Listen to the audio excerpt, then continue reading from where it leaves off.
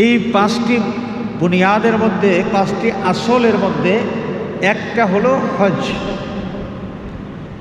হাজিরিনে কেরাম, এই হজ বিষয়টা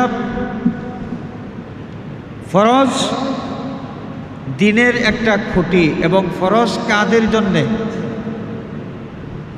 হজ ফরজ কাদের উপর? হাজিরিন, আল্লাহ রাব্বুল আলামিন কালামে পাকে সূরা আলে ইমরানের ৯৭ নম্বর আয়াতে ইরশাদ করেছেন, ওয়ালিল্লাহি আলান নাসি হিজ্জুল বাইতি মান ইসতাতা ইলাইহি সাবিলা। আল্লাহর ঘর কাবা শরীফ যাওয়া এবং আসা, যাওয়া আসার খরচ এবং তার রাস্তা, যাতায়াতের রাস্তাটা যাদের নিরাপদ, এই সমস্ত মানুষের উপর হজ ফরজ। আমরা যদি কাবা শরীফ যাওয়া আসার খরচ সংকলন করতে পারি, রাস্তাটা আমাদের নিরাপদ থাকে, কোনো ঝামেলা না হয়, আর আমাদের পরিবারের মধ্যে যারা আছেন হজ্জে যাওয়া, কাবা শরীফ যাওয়া থেকে আসা পর্যন্ত তাদের খরচের ব্যবস্থা আমরা দিয়ে যেতে পারি, প্রত্যেকের উপর হজ ফরজ। হাজিরিন, মানুষের জীবনে হজ ফরজ মাত্র একবার। হজ যখন ফরজ হয়, রাসূলুল্লাহ সাল্লাল্লাহু আলাইহি ওয়াসাল্লাম সাহাবায়ে কেরামকে জানিয়ে দিয়েছেন, ইন্নাল্লাহা কাতাবা আলাইকুমুল হাজ্জা ফাহুজ্জু। আল্লাহ রাব্বুল আলামিন তোমাদের উপর হজ ফরজ করে দিয়েছেন, তোমরা হজ করো। তো সাহাবায়ে কেরামের মধ্যে কিছু সাহাবী আছেন, সবার বুদ্ধি এক সমান নয়, সহজ সরল একজন সাহাবী। তিনি প্রশ্ন করেছেন, তার নাম এক রিওয়ায়াতের মধ্যে পাওয়া যায় আকরা বিন হাবিস রাদিয়াল্লাহু তাআলা আনহু। আফি কুল্লি আমিনা ইয়া রাসূলুল্লাহ, ইয়া রাসূলুল্লাহ, প্রত্যেক বছর কি আমরা হজ করতে হবে? আল্লাহর নবী ফাসাকাতা, কোনো জবাব দিলেন না, চুপ থাকলেন। সাহাবী দ্বিতীয়বার প্রশ্ন করলেন, আফি কুল্লি আমিনা ইয়া রাসূলুল্লাহ, ইয়া রাসূলুল্লাহ, প্রত্যেক বছর কি হজ করতে হবে? ফাসাকাতা, আল্লাহর নবী চুপ থাকলেন, জবাব দিলেন না। তৃতীয়বার একই প্রশ্ন করলেন, আফি কুল্লি আমিনা ইয়া রাসূলুল্লাহ, ইয়া রাসূলুল্লাহ, প্রত্যেক বছর কি একবার হজ করতে হবে? আল্লাহর নবী তৃতীয়বারের জবাব হা না কিছুই বললেন না। ফামাকাসা, একটু সময় অপেক্ষা করার পর নবী করিম সাল্লাল্লাহু আলাইহি ওয়াসাল্লাম এই সাহাবীকে বললেন যে আমি প্রয়োজনীয় যা তোমাদের সব বলে দেই, আমি যা তোমাদেরকে বলি না, এই বিষয়ে তোমরা আমার কাছে প্রশ্ন করবে না। কারণ তোমাদের পূর্ববর্তী জাতি তাদের নবীকে, তাদের নবীদেরকে অপ্রাসঙ্গিক প্রশ্ন বেশি বেশি করার কারণে তারা গুমরাহ হয়েছে, বিপদগ্রস্ত হয়েছে। সুতরাং তোমাদেরকে আমি যা বলবো কেবল তাই শুনবে, আমি যা বলবো না এমন কোনো বিষয়ে অহেতুক কোনো প্রশ্ন তোমরা করবে না। লাউ কুলতু নাআম লাওয়াজাবাত, তুমি যে প্রশ্ন করেছ, তোমার প্রশ্নের জবাবে আমি আমার জবান দিয়া যদি নাম এই শব্দটা উচ্চারণ করতাম, আমার জবানের এই শব্দ উচ্চারণের সাথে সাথে প্রতি বছর তোমাদের উপর হজ করা ফরজ হয়ে যেত। সুবহানাল্লাহ। আমাদের নবীজি জবান মোবারক দিয়ে যা বলেন তাই শরীয়ত। নবীজি শরীয়তের প্রচারক নয়, বরং শরীয়ত প্রবর্তক। আমাদের নবীজি শরীয়ত প্রবর্তক। হাজিরিনে কেরাম, তো জীবনে হজ মাত্র একবার করা ফরজ। তার কারণ কি? হজ্জের সবব হলো বাইতুল্লাহ শরীফ, কাবা শরীফ। এই কাবা শরীফ যেহেতু একটা, যে এবাদতের সবব যখনই পাওয়া যাবে, যতবার পাওয়া যাবে ততবার ওই এবাদত করা ফরজ। যেমন আমরা নামাজ পড়ি, রোজা রাখি, প্রত্যেক বৎসর একবার রোজা রাখি। তার কারণ জীবনে হজ্জের মতো বছরে একবার, জীবনে একবার রোজা রাখলেই তো হয়ে যাওয়ার কথা, কিন্তু না। ফামান শাহিদা মিনকুমুশ শাহরা ফালিয়াসুমহু, আল্লাহ রাব্বুল আলামিন ইরশাদ করেছেন যে এই রমজানুল মুবারক যখনই তোমাদের কাছে আসবে তখনই তোমরা এই মাসের রোজা রাখবে। রোজার সববটা হচ্ছে রমজানুল মুবারক আসা, এই মাসটা আসা। যেহেতু প্রতি বছর মাস আসে, এই কারণে প্রত্যেক বছরই আমরা রোজা রাখতে হয়। নামাজ পড়ি আমরা প্রতিদিন 5 ওয়াক্ত, প্রতিদিন 5 ওয়াক্ত নামাজ পড়ি। তার কারণ নামাজের যে সববটা হলো সূর্য। এই সূর্যের দ্বারা কিছু সময় আল্লাহ রাব্বুল আলামিন নির্ধারণ করে দিয়েছেন। এই সবব যখনই আসবে তখনই ইবাদত আমাদের উপর ফরজ হবে, এর আগে নয়। সবব আসার আগে ইবাদতটা ফরজ হয় না। এই কারণে কোনো ওয়াক্ত, নামাজের ওয়াক্ত শুরু হওয়ার আগে, মনে করেন সকাল 10টা, আপনি যাবেন মার্কেটিং করতে, তো জোহরের সময় আপনার ঝামেলা থাকতে পারে। আপনি মনে করলেন যে জোহরের নামাজটা পড়েই বাড়ির থেকে বের হই। সকাল 10টার সময় আপনি জোহরের নামাজ পড়ে যদি বাড়ির থেকে বের হন, আপনার জোহরের নামাজ হবে না। কেন হবে না? জোহরের ওয়াক্ত আসা, সূর্য পশ্চিম দিকে ধাবিত হওয়া, এটা হচ্ছে জোহরের ওয়াক্তের জন্য সবব। এই ওয়াক্ত যেহেতু আসে নাই, জোহরের ফরজ, এই নামাজটাও আপনার উপর ফরজ হয় নাই। আর নামাজ যেহেতু ফরজ হয় নাই, আগে ভাগে যদি এই ফরজটা আপনি আদায় করেন তাহলে ফরজ আদায় হবে না।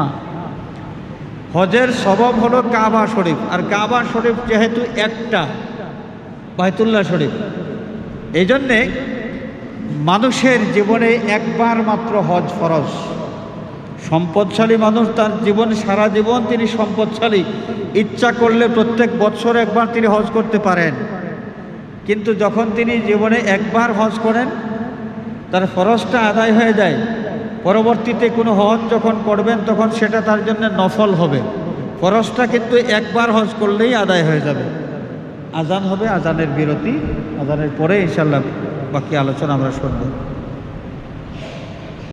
খবরদার, ঝগড়াঝাটি করা যাবে না। আর আমরা হজের সফরটাই শুরু করি ধাক্কা দিয়া, ঝগড়াঝাটির মাধ্যমে। এগুলো করা কি আমাদের উচিত? বিমানের রাস্তাটা, এই যে সিঁড়ি, যেই সিঁড়ি দিয়া বিমানের ভিতরে ঢোকা যাবে, একসাথে তো আর 10 জন মানুষ যাওয়া যাবে না, একজন একজন করেই যাইতে হবে। একটু ধৈর্য, বড় জোর 3 মিনিট দেরি হবে, 5 মিনিট দেরি হবে, এর বেশি তো নয়। আমরা এখান থেকে ধাক্কি শুরু করি। তারপর যখন আমরা মক্কা শরীফ পৌঁছি, ওইখানে পৌঁছার পরে আরেক ঝামেলা আছে। আরেক ঝামেলা যে ওই যে যিনি আমাদেরকে, আমাদের হজের মানে কাফেলার যিনি প্রোপাইটার, কি জানি, ট্রাভেলস এজেন্সি, ঘরের মধ্যে খাবার দাবারের একটু ব্যবস্থা, একটু 19-20 হইলেই চিল্লাচিল্লি শুরু। এই মিয়া, লবণ কম লাগে। কম কেন? খাবার খাইতে পারি না, টাকা দিয়ে আসি নাই।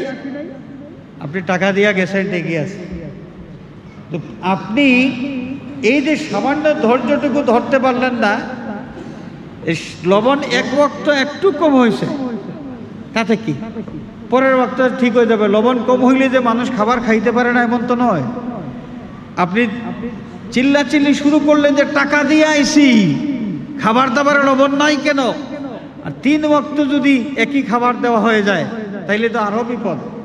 প্রত্যেক ওয়াক্ত একই ধরনের খাবার, এটা কেমন কথা?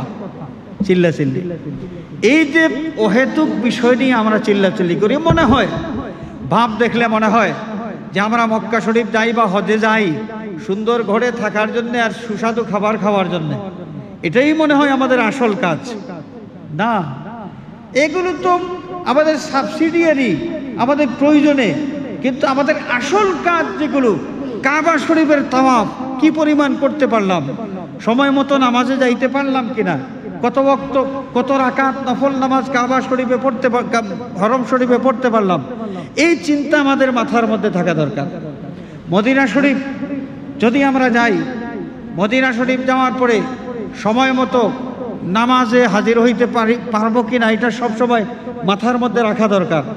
ওইখানে যদি ঘরের মধ্যে এসি ঠিকমতো চলতেছে কিনা, এসির বাতাস কম না বেশি, খাবারের মধ্যে লবণ কম না বেশি, এই নিয়ে যদি এই ধান্দায় যদি আমরা থাকি, তাহলে আমাদের হজের সফরটাই বেকার হয়ে যাবে। হজের সফরের যে আসল যে ফজিলত, সেই ফজিলত থেকে আমরা বঞ্চিত হয়ে যাব। তো হাজিরিনে কেরাম, দেখুন একজন হাজি সাহেব আল্লাহ রাব্বুল আলামিন তার প্রতি কত মেহেরবানি করেছেন।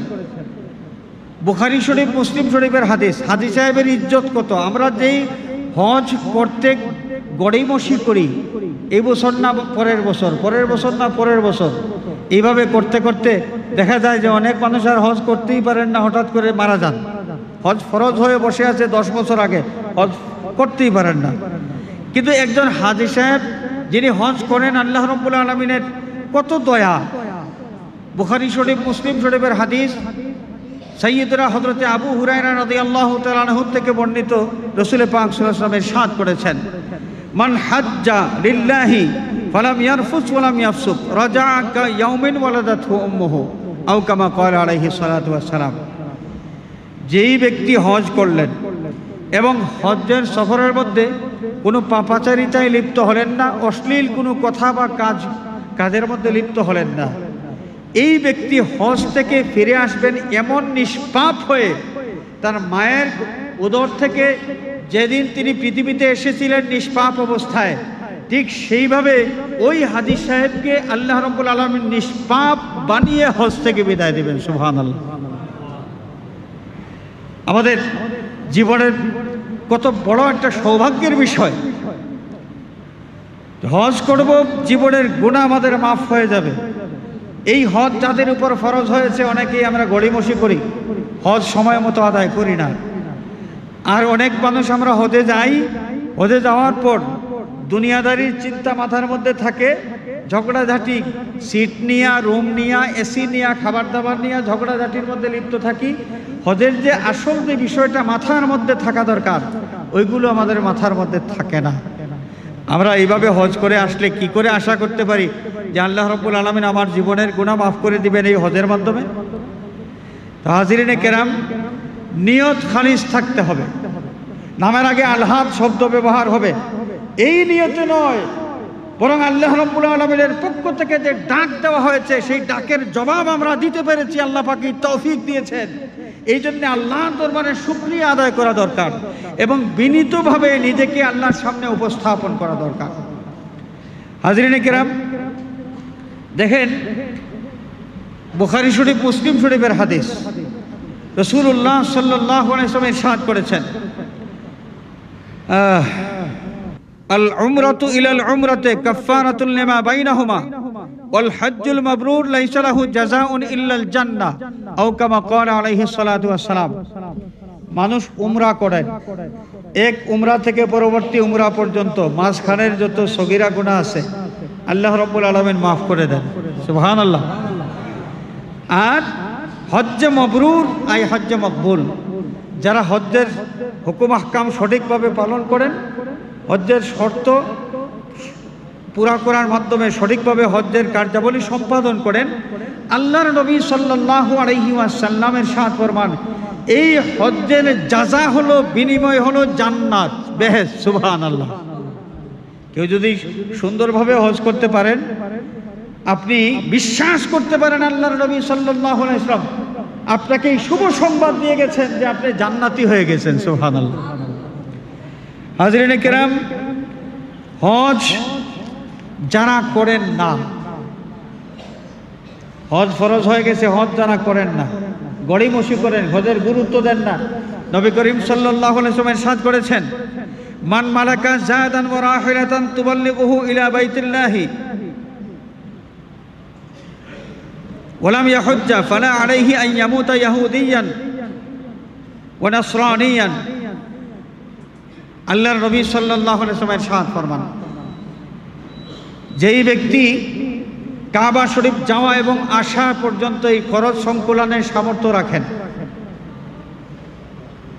এবং তার রাস্তা নিরাপদ থাকে, এই ব্যক্তি যদি হজ না করেন তাহলে তিনি ইহুদি বা খ্রিস্টান হয়ে মারা যান, তাতে কিছু যায় আসে না। কত বড় কঠিন কথা! আল্লাহর নবী সাল্লাল্লাহু আলাইহি ওয়াসাল্লাম এই হাদিস শরীফের মাধ্যমে আমাদের সামনে যে মূল বিষয়টা তুলে ধরেছেন যে মুমিন মুসলমান, তোমার উপর হজ ফরজ হলে তুমি হজ ফরজ করবে। সামর্থ্য থাকা অবস্থায় হজ যদি তুমি না করো, কাবা শরীফের তাওয়াফ তুমি না করো, তাহলে ইহুদি খ্রিস্টান আর বেঈমান যারা, ওই ব্যক্তি আর তোমার মধ্যে পার্থক্য আর কি থাকলো? কি পার্থক্য থাকলো? এখন এই অবস্থায় তোমার মরণ যদি হয়, তুমি ইমানের উপর তোমার মৌত হবে, এইটা আমি বলতে পারি না, এই গ্যারান্টি আমি দিতে পারি না তোমাকে। আল্লাহ নবী সাল্লাল্লাহু আলাইহি ওয়াসাল্লাম এইদিকে ইঙ্গিত করেছেন যে হজ যদি ফরজ হয় আর গাফলতি করে কেউ হজ না করে, তাহলে ইমানের উপর তার মৌত হওয়া এটা অনেক আশঙ্কাজনক হয়ে যায়। ইমানের উপর তার মৌত হওয়াটা ওটা অনেক আশঙ্কাজনক হয়ে যায়। অতএব আসুন, আমি বৃদ্ধ হব, বয়স আরেকটু বাড়ুক, হজ করব। আমি এই কাজটা শেষ করি, তারপরে হজ করব। মানুষের জীবনের কাজের কোনো শেষ আছে? মানুষের জীবনের চাহিদার কোনো শেষ নাই। শেষ নিঃশ্বাস যেদিন ত্যাগ হবে, ওই দিন চাহিদার শেষ হবে, এর আগ পর্যন্ত চাহিদার শেষ নাই। এখন যদি আমরা এই কাজ করি, তারপরে হজ করব, দেখবেন ওই কাজ করা অবস্থায় আরো 3টা কাজ আপনার সামনে এসেছে। আপনি বলবেন যে ওই 3টা কাজ শেষ করি, তারপরে হজ করব, দেখবেন ওই 3টা কাজে থাকা অবস্থায় আরো নতুন করে 2টা কাজ চলে এসেছে। ঠিক এইভাবে আপনার কাজ আসতেই থাকবে। আর আপনি যদি বলতে থাকেন এই কাজ করি তারপর হজ করব, তাহলে মৌত পর্যন্ত হজ করা আর সম্ভব হবে না। আল্লাহ রাব্বুল আলামিন আমাদেরকে সুমতি দান করুন। যাদের উপর হজ ফরজ হয়েছে আমরা যেন বিলম্ব না করি। আরেকটা বিষয়, উমরা যারা করেন, 2-3 বার উমরা যারা করতে পারেন, এক বছর একবার, আরেক বছর একবার, আরেক বছর একবার, যারা প্রতি বছর একবার উমরা করার সাহস করতে পারেন, আপনার উপর তো হজ এমনি ফরজ হয়ে গেছে। কারণ কাবা শরীফ যাওয়া এবং আসা, উমরা করার সময় ওটাই তো লাগে। উমরা কোথায় করা হয়? উমরা করার জন্য তো কাবা শরীফ যাওয়া লাগে। আপনি কাবা শরীফ যাইতে পারতেছেন, আবার আসতে পারতেছেন, এই খরচ আপনার আছে। সেখানে থাকা অবস্থায় আপনার পরিবারের ভরণ পোষণও আপনি দিয়ে যাচ্ছেন। আপনি হজ করতেছেন না, অথচ উমরা করতেছেন 1 বছর, প্রতি বছর প্রত্যেক বছর একবার। আপনি এখনো হজ করেন নাই, উমরা করতে আসেন একের পর এক। এটা আমাদের ভুল। আমাদের মনে রাখতে হবে, কাবা শরীফ যাওয়া এবং আসা, উমরার মধ্যে যে কাজটা করা হয়, উমরা কি কাবা শরীফ না গিয়া হয়? উমরা কাবা শরীফ না গিয়া হবে? তো উমরা করতে গেলে তো কাবা শরীফ যাই আর আসি। আপনি বলবেন হজ করতে গেলে একসাথে 7.5 লক্ষ টাকা লাগে, আমি তো এত টাকা একসাথে পারবো না। উমরা করতে গেলে 3 লাখ টাকায় আবার হয়ে যায়। আপনি যে প্রত্যেক বছর উমরা করতেছেন একবার, আপনার 2 বছরের উমরা একসাথে করলে তো একবার আপনি হজ করতে পারেন। 2 বছরের উমরা একসাথে করলে তো আপনি হজ করতে পারেন। এই জন্যে এটা আমাদের সদিচ্ছার বিষয়। আমরা নিয়ত করব, আল্লাহ রাব্বুল আলামিন আমাদের নিয়ত পুরা করে দেবেন। হজ করার আশা আমরা করব, আল্লাহ রাব্বুল আলামিন সেই আশা পূরণ করে দেবেন।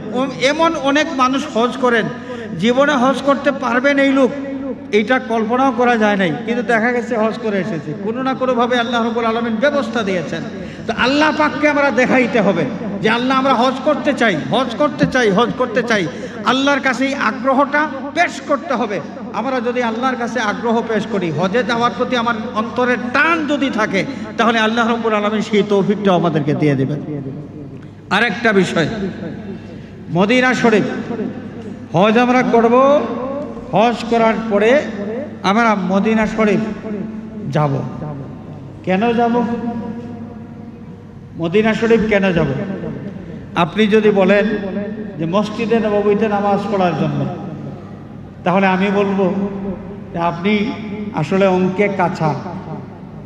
মসজিদে নববী শরীফে 1 রাকাত নামাজ পড়লে 2 ধরনের রেওয়ায়েত, এক রেওয়ায়েতে এসেছে 50,000 রাকাতের সওয়াব অন্য মসজিদে, আর এক রেওয়ায়েত আছে 10,000 রাকাত। আমি কমটা বাদ দিলাম, বেশিটা ধরলাম। মদিনা শরীফ মসজিদে নামাজ পড়ার জন্য আপনি যাবেন, ওই মসজিদে নামাজ পড়লে 1 রাকাতে 50,000 রাকাতের সওয়াব, আর মক্কা শরীফ 1 রাকাত পড়লে 1,00,000 রাকাতের সওয়াব। তো মসজিদে নামাজ পড়ে সওয়াব কামাই করার জন্য যাইতে হলে আপনি মদিনায় যাবেন কেন? আপনি তো মক্কা শরীফ থাকলে আপনার ডবল লাভ, ডবল লাভ আপনার মক্কা শরীফ যদি আপনি থাকেন। তাহলে মদিনা শরীফ আপনি যাবেন কেন? কোনো ইমানদারকে যদি প্রশ্ন করা হয় তাহলে ইমানদারের জবান থেকে আসবে, যেই নবীর ওসিলায় হজ পেয়েছি, যেই নবী পাক সাল্লাল্লাহু আলাইহি ওয়াসাল্লামের ওসিলায় কাবা শরীফে কি পদ্ধতিতে আসতে হয়, কোন পদ্ধতিতে তাওয়াফ করতে হয়, হজের হুকুম আহকাম সব কিছু জানতে পেরেছি। সেই নবীজি সাল্লাল্লাহু আলাইহি ওয়াসাল্লাম শুয়ে আছেন মদিনা মুনাওয়ারায়। সেই নবীজির সামনে যদি হাজিরা না দেই তাহলে আমি তার কেমন উম্মত? নবী প্রেমিক ইমানদারের জবান থেকে আসবে যদি প্রশ্ন করেন মদিনায় কেন যাবেন? মদিনায় যাব এই জন্যে যে সেখানে শুয়ে আছেন আমার দয়াল নবীজি। সেই রওদায়ে আতহারে নবীজির দরওয়াজার সামনে আমি হাজির হব, নবীজির সামনাসামনি দাঁড়াইয়া নবীজিকে সালাম দিব, এই উদ্দেশ্যে আমি মদিনায় যাব।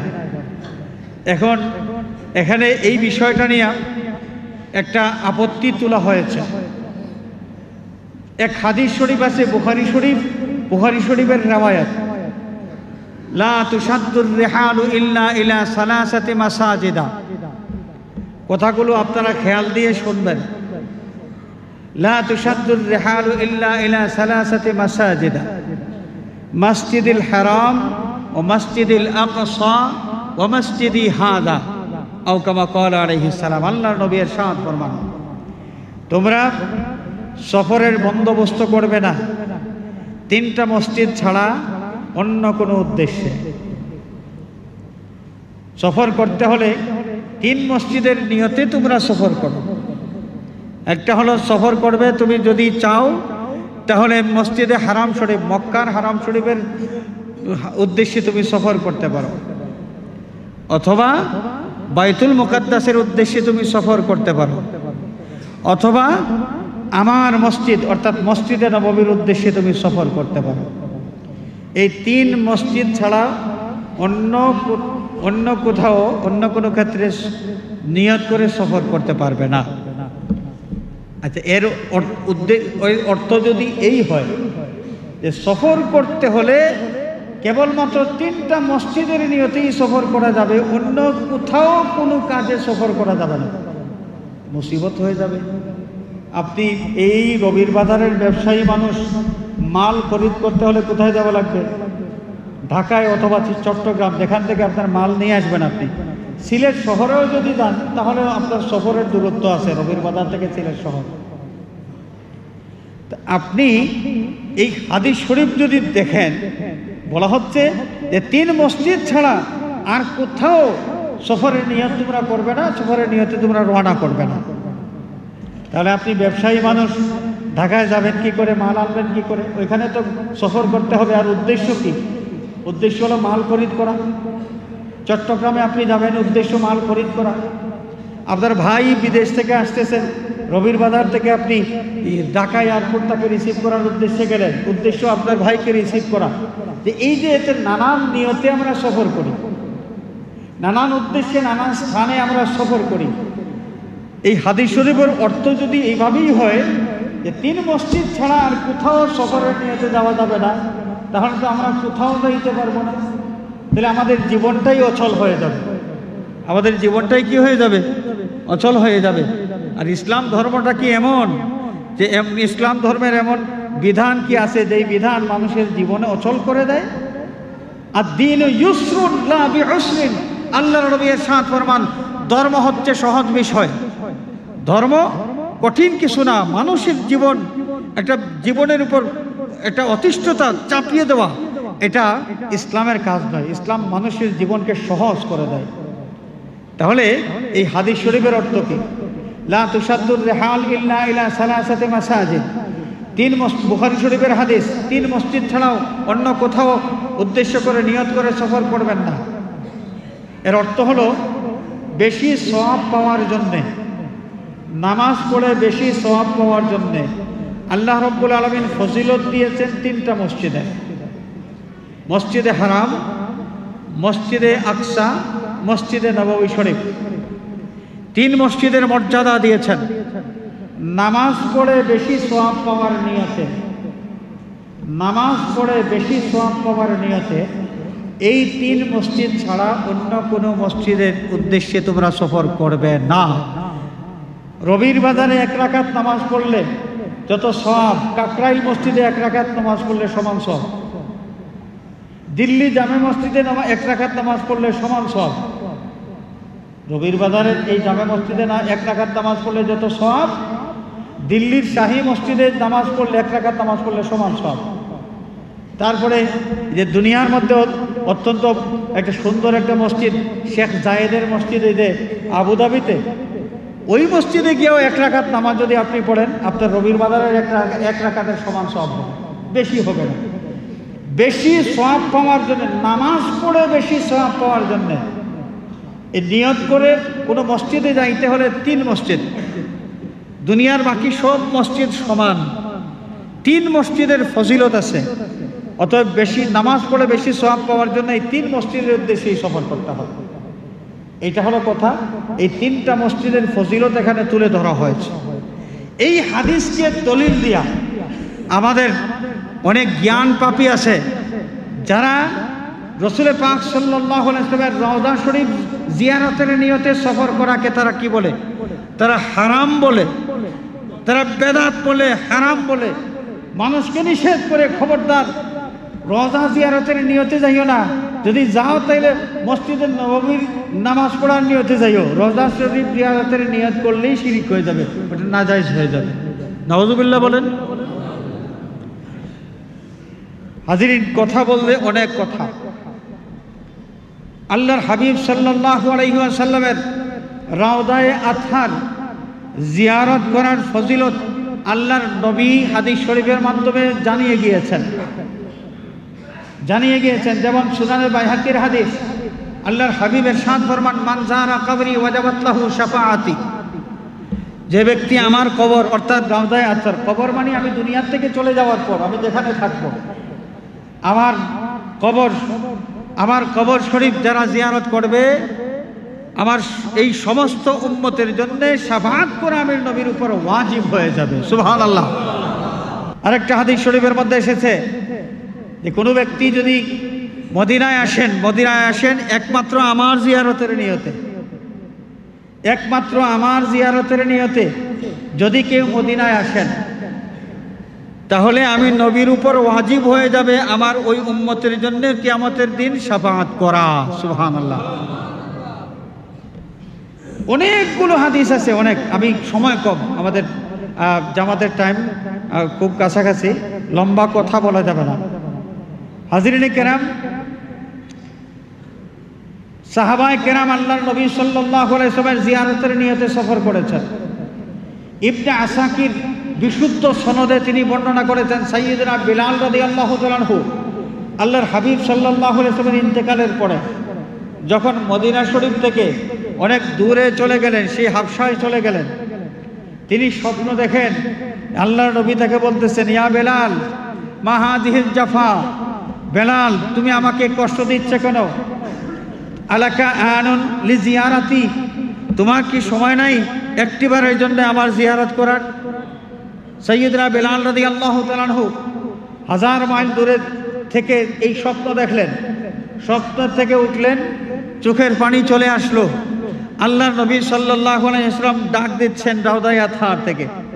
সাইয়্যিদনা বেলাল রাদিয়াল্লাহু তাআলা আনহু সেই 1000 মাইল দূরের থেকে আল্লাহর হাবিব সাল্লাল্লাহু আলাইহি ওয়াসাল্লামের রাওদায়ে আতহারের জিয়ারতের নিয়তে তিনি সফর করে মদিনা শরীফ চলে আসলেন। সুবহানাল্লাহ। মদিনা শরীফ আসলেন, ওইখানে আজানও দিলেন, আর অনেক কিছু লম্বা ঘটনা আছে। হাজরিনে কেরাম, দেখেন সাইয়্যিদুনা আলী কাররামাল্লাহু ওয়াজহাহু থেকে বর্ণিত একখানা হাদিস, যেটা বিশ্ববিখ্যাত অথেন্টিক একটা তাফসীর গ্রন্থ, তাফসীরে কুরতুবী। তাফসীরে কুরতুবীর মধ্যে ইমাম কুরতুবী রহমাতুল্লাহ আলাইহি এই রওয়ায়াতটা উল্লেখ করেছেন বিশুদ্ধ সনদে। সাইয়্যিদুনা আলী রাদিয়াল্লাহু তাআলা আনহু তিনি বলছেন যে রাসূল পাক সাল্লাল্লাহু আলাইহি ওয়াসাল্লামকে আমরা যখন রাউদায়ে আতহারে রাখলাম, আল্লাহর নবী দুনিয়া থেকে বিদায় নেওয়ার 3 দিন পর একজন লোক আসলেন রাসূল পাক সাল্লাল্লাহু আলাইহি ওয়াসাল্লামের রাউদায়ে আতহারের কাছে। এখানে আসার পর তিনি গড়াগড়ি শুরু করলেন, তার দেহের মধ্যে মাটি লাগলো। তিনি এইভাবে পরিশান হয়ে গড়াগড়ি দিতে দিতে দিতে দিতে তিনি বলতে থাকলেন, ইয়া রাসূলুল্লাহ, ইয়া হাবিবাল্লাহ, আল্লাহ রাব্বুল আলামিন আপনাকে যা শুনায়েছেন, আপনি আমাদেরকে তা শুনায়েছেন, আমরা মুখস্থ করেছি। আল্লাহ পাক আপনাকে জানিয়ে দিয়েছেন, ওয়ালাউ আন্নাহুম ইযযালামু আনফুসাহুম জাউকা ফাস্তাগফিরুল্লাহ ওয়াস্তাগফারা লাহুমুর রাসূল লাওয়াজাদুল্লাহ তাওয়াবার রহিমা। ইয়া রাসূলুল্লাহ, আপনি তো আমাদেরকে শুনাইছেন, এই আয়াত যখন আল্লাহ পাক আপনার উপর নাজিল করেছেন, আপনি আমাদেরকে শুনাইছেন। ইয়া রাসূলুল্লাহ, আমি আপনার গুনাহগার উম্মত, আপনার গুনাহগার উম্মত আপনার দরবারে হাজির হয়েছে। আল্লাহ রাব্বুল আলামিন আয়াতে কারিমার মধ্যে এই ঘোষণা দিয়েছেন, ফাস্তাগফারা লাহুমুর রাসূল, আপনার কাছে আসার পর ওই উম্মতের জন্য যদি রাসূল আল্লাহর দরবারে মাগফিরাতের দোয়া করেন, লাওয়াজাদুল্লাহ তাওয়াবার রহিমা, আল্লাহ পাককে অবশ্যই তারা তাওবা কবুল করে পাবে এবং দয়াময় হিসাবে পাবে। ইয়া রাসূলুল্লাহ, আমি গুনাহগার, জীবনের গুনার পাহাড় নিয়ে আপনার দরবারে হাজির হয়ে গেছি। কান্নাকাটি করতে করতে এই লোকটা চলে গেলেন। হাজিরিনে কেরাম, সাইয়্যিদুনা আলী কাররামাল্লাহু ওয়াজহাহু তিনি বলেন যে আওয়াজ আসলো রাউদায়ে আতহার থেকে, গুফিরা লাকা, আমার উম্মত রে, তুমি এই সুসংবাদ গ্রহণ করো, আল্লাহ রাব্বুল আলামিনের পক্ষ থেকে তোমার জিন্দেগির গুনার মাগফিরাতের শুভ সংবাদ চলে এসেছে, তোমাকে মাফ করে দেওয়া হয়েছে। সুবহানাল্লাহ। বিশ্ববিখ্যাত তাফসীর গ্রন্থ তাফসীর ইবনে কাসির, ইমাম আবুল ফেদা ইমাদউদ্দিন ইসমাঈল ইবনে কাসির রহমাতুল্লাহ আলাইহি তার লেখা তাফসীরুল কুরআনিল কারীম, যেটাকে সংক্ষেপে বলা হয় তাফসীরে ইবনে কাসির। তাফসীরে ইবনে কাসিরের মধ্যে বিস্তারিত সনদ সহ তিনি রওয়ায়াত উল্লেখ করেছেন। মুহাম্মদ বিন উবাইদুল্লাহ উতবী রহমাতুল্লাহ আলাইহি যুগ শ্রেষ্ঠ একজন মুহাদ্দিস, একজন বুজুর্গ ব্যক্তি, মদিনা শরীফ তিনি রাউদায়ে আতহার জিয়ারতের জন্য গিয়েছেন। সুবহানাল্লাহ। সেখানে যাওয়ার পর নবীজিকে সালাম দিয়া তিনি রাউদা শরীফের কিনারে বসে আছেন। হঠাৎ করে তিনি দেখলেন একটা লোক বড় পরিশান হয়ে নবীজির রাউদায়ে আতহারের সামনাসামনি দাঁড়াইয়া তিনি বলতেছেন, ইয়া রাসূলুল্লাহ, আল্লাহ রাব্বুল আলামিন কোরআনে পাকের মধ্যে এই ঘোষণা দিয়েছেন, ওয়ালাউ আন্নাহুম ইযযালামু আনফুসাহুম জাউকা ফাস্তাগফিরুল্লাহ ওয়াস্তাগফারা লাহুমুর রাসূল লাওয়াজাদুল্লাহ তাওয়াবার রহিমা। ইয়া রাসূলুল্লাহ, আমি আপনার গুনাহগার উম্মত। আল্লাহ পাক বলেছেন, গুনাহগার উম্মত আপনার কাছে যদি আসেন, নফসের উপর জুলুম যারা করেছে, পাপী যারা হয়ে গেছে, এরা আপনার কাছে যদি চলে আসে, আল্লাহর কাছে মাফ চায়, আর আপনি যদি তাদের জন্য আল্লাহর কাছে মাফ চান, আল্লাহ রাব্বুল আলামিন তাদের তওবা কবুল করবেন, গুনাহ মাফ করে দেবেন। আমি তো গুনাহগার, আপনার কাছেই এসেছি। ইয়া রাসূলুল্লাহ, ফাকুল্লি শাফিআন, মেহেরবানি করে আমার জন্য আল্লাহর দরবারে একটু শাফাআত করুন। হাজিরিনে কেরাম, এই লোকটা কান্নাকাটি করলেন, একটা কবিতা আবৃত্তি করলেন। তার কবিতাটা এখনো রাউদায়ে আতহারের সামনের দিকে লেখা আছে, নাফসিল ফিদাউ লিকবরিন আনতা সাকিনুহু ফীহি আফাফু ওয়াল জুদ ওয়াল কারামু। এর আগে আরো 2টা লাইন আছে, এই 4টা লাইন এখনো রাউদা শরীফের সামনে লেখা আছে। ওই লোকটা এই কবিতা আবৃত্তি করলেন, কবিতা আবৃত্তি করে এখান থেকে চলে গেলেন। মুহাম্মদ বিন উবাইদুল্লাহ উতবী রহমাতুল্লাহ আলাইহি বলেন যে এই লোকটার এই কাজকর্ম আমি দেখতেছিলাম এতক্ষণ, কান্নাকাটি করতেছেন, আয়াত পড়তেছেন, আল্লাহ নবীর শাফাআত কামনা করতেছেন। এইভাবে করার পর তিনি চলে গেলেন। আমি রাউদায়ে আতহারের কিনারে বসা, তন্দ্রাচ্ছন্ন হলাম, আল্লাহর নবীর দিদার আমার নসিব হলো। নবীজি সাল্লাল্লাহু আলাইহি ওয়াসাল্লাম আমাকে হুকুম দিলেন, মোহাম্মদ বিন উবাইদুল্লাহ উদ্বি, তুমি যাও তাড়াতাড়ি আমার ওই উম্মতটার সাথে মোলাকাত করে এই শুভ সংবাদ তাকে দিও যে আল্লাহ রাব্বুল আলামিন তার জীবনের গুনাহগুলো মাফ করে দিয়েছেন। সুবহানাল্লাহ। তাহলে নবীজির রওজা শরীফ জিয়ারতের নিয়তে মদিনা শরীফ সফর করেছেন সাহাবায়ে কেরাম, মুহাদ্দিসিনে কেরাম, 4 মাযহাবের ইমাম একমত যে রওজায়ে আতহারের নিয়তে কেউ যদি সফর করে, রওজায়ে আতহারের নিয়তে কেউ যদি সফর করে জিয়ারতের নিয়তে, এটা একটা উত্তম কাজ এবং এটা করা উচিত। একজন হাজী সাহেবের এই কাজটা করা উচিত। আল্লাহর নবীর একখানা হাদিস, মান হাজ্জা ওয়া লাম ইয়াজুরনি ফাকাদ জাফানি, আমার কোনো উম্মত যে হজ করলো অথচ আমি নবীর জিয়ারত করলো না, আমার এই উম্মতটা আমার উপর যেন জুলুম করলো, আমাকে কষ্ট দিল। আমরা এত দূর থেকে যাব, মক্কা শরীফ হজ করে আবার ফিরে আসব। আল্লাহর নবী সাল্লাল্লাহু আলাইহি ওয়াসাল্লাম অনেক বিষয় আমাদের জন্য পরীক্ষার জন্য রেখে দিয়েছেন। আপনি বলবেন যে হজের ফরজ, হজের ওয়াজিব, হজের সুন্নত যতগুলো আছে এর মধ্যে এক কোথাও তো লেখা নাই যে রওজা শরীফ জিয়ারত করা এটা ওয়াজিব অথবা হজের সুন্নত অথবা হজের ফরজ। কিন্তু মদিনায় কেন যাব? আমাদের নবীজি রাহমাতুল লিল আলামিন বিশেষ করে উম্মতের জন্য রউফ রহিম, উম্মতের উপর চাপ কম থাকুক নবীজি সব সময় চেয়েছেন। এই জন্য অনেক কাজ, যেই কাজগুলো করা ভালো, যে আল্লাহর নবী ইঙ্গিতে উম্মতকে বুঝাই দিয়েছেন, কঠোরভাবে হুকুম দেন নাই যে তোমরা এটা করতেই হবে। আল্লাহর নবী কঠোরভাবে এইভাবে হুকুম দিলে হয়তো ফরজ করা হয়ে যেত, রওজা শরীফ জিয়ারত করা ফরজ হয়ে যেত অথবা ওয়াজিব হয়ে যেত। আল্লাহর হাবিব সাল্লাল্লাহু আলাইহি ওয়াসাল্লাম এই বিষয়টা উম্মতের মহব্বতের পরীক্ষার জন্য রেখে দিয়েছেন। উম্মত, হজের ফরজ, ওয়াজিব, সুন্নত, মক্কা শরীফ সব তোমার হয়ে যাবে। এখন দেখি আমি নবীর প্রতি তোমার মহব্বত কতটুকু আছে। সেই মহব্বতের পরীক্ষা, সেই মহব্বতের পরীক্ষা আল্লাহর নবী হাদিস শরীফের মাধ্যমে জানিয়ে দিয়েছেন যে আমি নবী যতক্ষণ পর্যন্ত তোমাদের কাছে পৃথিবীর সব কিছু চাইতে, সব মানুষের চাইতে বেশি মহব্বতের পাত্র হব না, ততক্ষণ পর্যন্ত তোমাদের ঈমানটা শুদ্ধ হবে না। আল্লাহ নবী এই কথা বলেছেন। আর হজের ক্ষেত্রে হাজী সাহেবদের জন্য এই মহব্বতের পরীক্ষা রেখে দিয়েছেন যে হাজী সাহেব দেখি আমি নবীর প্রতি তোমার মহব্বত কতটুকু আছে। হাজরিনে কেরাম, এই জন্য নবী প্রেমিক ইমানদার যারা, এরা হজ করবে আর মদিনা শরীফ যাবে না, নবীজির রওজা শরীফ জিয়ারত করবে না, এমনটি হয় না। নবীজির রওজায়ে আতহার জিয়ারতের নিয়তে মানুষ যান, নবীজিকে সালাম দেন। হাজরিনে কেরাম, আল্লাহর নবীর এই যে নবীর রওজায়ে আতহার জিয়ারতের যত হাদিস আছে, সময় কম আমি বলতে পারবো না, অনেকগুলো হাদিস আছে। এই হাদিসগুলো কোনোটা দুর্বল, কোনোটা কম দুর্বল, কোনোটা বেশি দুর্বল, কিন্তু এত বেশি হাদিস বর্ণিত হয়েছে, সহিহ হাদিসও আছে, শুধু দুর্বল হাদিস না, সহিহ হাদিসও আছে।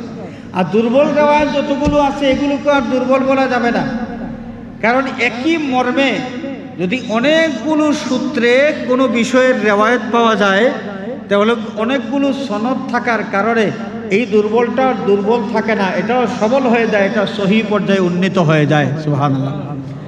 এজন্যে সহিহ হাদিস দ্বারা প্রমাণিত নবীজি সাল্লাল্লাহু আলাইহি ওয়াসাল্লামের রওজায়ে আতহারের জিয়ারতের নিয়তে মদিনা শরীফ যাওয়া, এটা একটা উত্তম কাজ, ভালো কাজ, নবীজির শাফাআত পাওয়ার একটা ওসিলা।